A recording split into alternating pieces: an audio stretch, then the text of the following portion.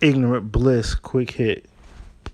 Y'all be prepared. There's spoilers in this. I'm talking all about the movie. So if you don't want to know nothing, you should probably just quit right now. What's up, folks? It's been about a week, but it's time. I'm going to talk about the new DC comic event, Dark Knight's Metal, and that is by Greg Capullo, Scott Snyder, Jonathan Glampian, I guess, and I don't know how to say this guy's name. Let me look at the full credits. That doesn't pop up until like a third of the way in the book. FCO Placidencia is the colorist. Steve Wands is letterer. And I think where's the editor at? Eddie Berganza and Rebecca Taylor are editors. Dave Wildgaz is the assistant editor.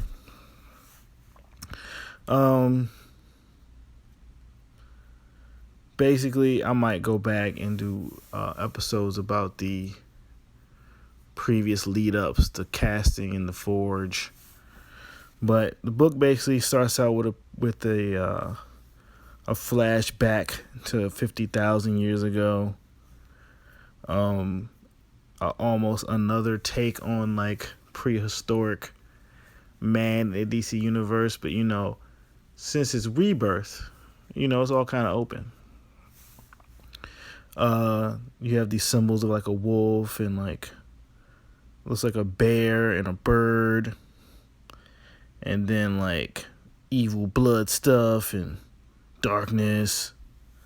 And then flash forward to this cold open, which is essentially the Justice League, the Big Seven, that is now, instead of having Martian Manhunter being it, is replaced by the current thing, which is Cyborg, stuck on War World or War Moon that Mongo has set up, and he has them depowered, and then this gladiator pit, and they got all this badass Justice League looking armor on.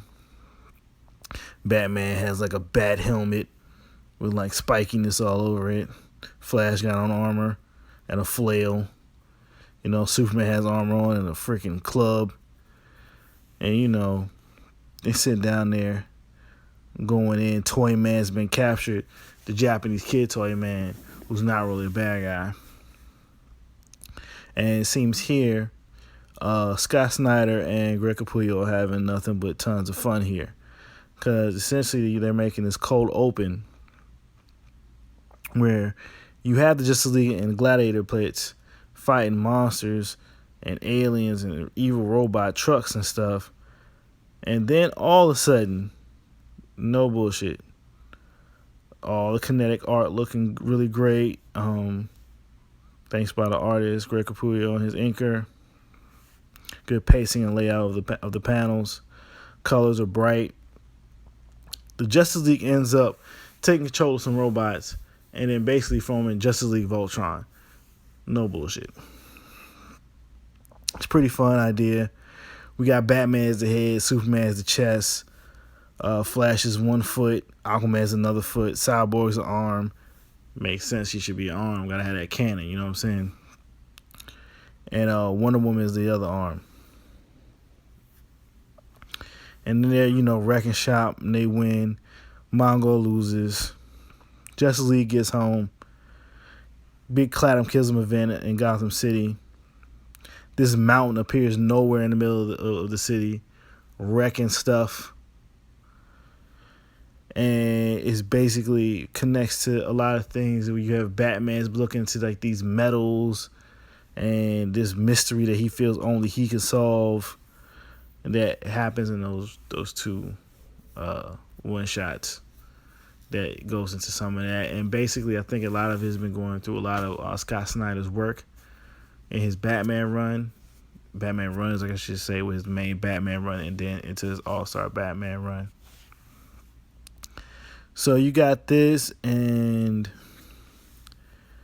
this is the more talky part of the book, and it's handled pretty well because it doesn't feel slow and meandering. It very much moves the plot along, and I think you can kind of get the gist of this without reading those, but it's just easier to read those two one shots to lead up to this. The artwork here again is still kind of bright. It does well with telling the story of basically people talking and comparing notes and figuring out things. We end up meeting with like the Black Hawks, who are kind of basically led by Kendra Saunders, who and the pre-New 52 continuity was the the post-Zero Hour Hawk Girl, because you can't say post-Crisis because there was a post-Crisis Hawk Woman later on when the late 90s, JSA happened with Jeff Johns and mostly Jeff Johns and David S. Goyer. A lot of new characters were brought into the Justice Society of America. The interesting thing is that this book is a really fast-paced, summer blockbustery feel, and summer blockbustery, I should say, kind of like what's a good blockbuster? A little Cameron-esque, or maybe not even Cameron-esque, because the book Metal is very much influenced by heavy metal rock music, so it has that feel, like it's building up, like guitar riffs and stuff. That's what I think they was going for in terms of the rhythm of the story and the rhythm of the dialogue. The fast-paced nature of it, but it's still tied very much into the DC universe.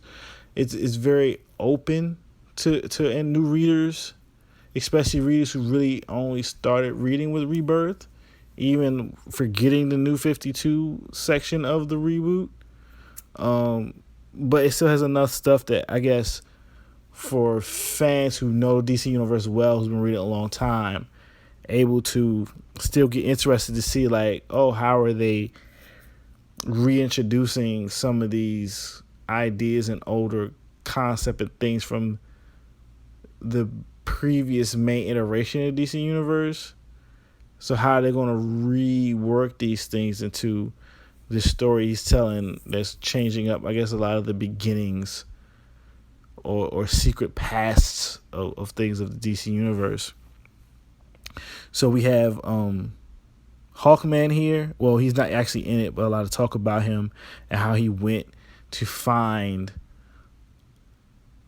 basically where nth metal came from. He's trying to say that nth metal isn't naturally from the regular DC universe, and not just DC universe, but the actual regular DC multiverse as we known post 52, which is basically there's like 52 worlds in this orrery of worlds that Morrison cooked up. That there's another one, a dark one, and then Hawkman went to go find this, and he over through his lives he's been researching these things and trying to figure it out, and they showing like how he hooked up or helped make all these classic heroic teams like the Black Hawks, working with Will Magnus and making the Metal Men, setting up the challenges of the unknown, and with Red Tornado. And it's interesting because I didn't know at this point that none of these superheroes really know who Red Tornado is. Like, they don't know who he is. So they're interacting with this robot, and they just seem to like not know that's Red Tornado. So, hey, I guess he's being reintroduced here. They look at basically the big poster of the multiverse that we've seen in Multiversity. For those who haven't read that, it's very easy to find. Check the Multiversity poster. It'd be really Googleable. And basically everything kind of goes crazy where it seems like this big dark entity is trying to breach its way into not only just the positive multiverse, but specifically Earth. And his way to get through here is through Batman. The symbol of this dark being is a bat. And Batman is unintentionally, unbeknownst to him, the avatar that will bring him through to this universe and multiverse that can destroy it. It's still early on, so I'm not going to judge any of the things about this bad guy, where it comes from, and blah, blah, blah, and how it fits in to certain other things in the past of DC Universe's crises, because this is very much feeling crisis-like. Batman takes some stuff so he can run his tests, inadvertently might be helping bring about more bad things. And then at the end of the book, he meets up with the current Dream of the Endless. I think it's Daniel. But yeah, people weren't expecting that to happen. Because basically, for a long period of time, the Endless and Stuff of Sandman didn't really connect much with the DC Universe, even though it was kind of part of the DC Universe. So, to really talk about that gets into a whole bunch of like super continuity things with like old JSA stuff on how actually like the current Sandman is like the grandson of Hawkman because of like Hector Hall and like the kid of like Golden Age Wonder Woman, and they got together, and then like homeboy Hector actually became Dr. Fate for a bit. But yeah, and like he got reborn once through Dove from Hawk and Dove. Like that really, me just saying that right now is probably a bit too much. But overall, this is a good start, I think, to a big superhero comic event. The artwork, the use of blacks is really great from Capullo within rendering Batman, especially on the final splash page. Because most of you see of Batman is the white of his eyes and some of his face. It goes well with the almost all whiteness of the Sandman appearing. Great use of negative space and positive space. I think they use a little bit too much effects on coloring Sandman, though. A little bit unnecessary little shines and fogginess. The initial image looked like it was strong enough to portray what they needed to portray, but overall, this was a really good comic, a good superhero comic. I give it like an 8.5 if I had to get a score. I think I kind of enjoy the cold open more than like the main story, but I have to say some of that I think is because I'm still figuring out how they're redoing things with the DC universe. It's in such flux, and I didn't read all of his Batman run. It was too soon after the Morrison stuff, and I preferred the Morrison stuff. I hate so far the stuff I read from Snyder is good. So I might go back and reread it just so some things are a little bit more clear for me in terms of understanding the universe. But overall, this is a really fun comic book and a good thing to see after DC took a break from doing these things, which was smart.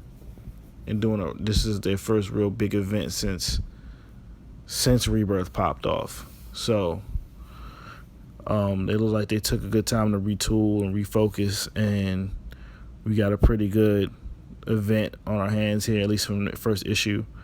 I look forward to reading the next issue. I don't know if I'm even going to try to read the tie-ins. There's a good number. So technically, if you really want to get into this well, you should read Dark Days the Forge and then Dark Days the Casting and then Metal.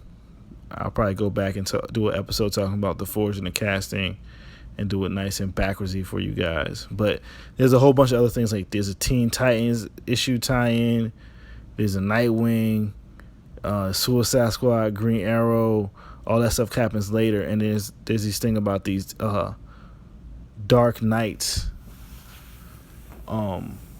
attacking, like the big bad is sending from the dark universe these nightmares, and the nightmares are basically going to be evil Batmen that have basically destroyed their Justice Leagues and ended up taking on the powers of a member. So essentially they are going to be fighting a Batman Justice League.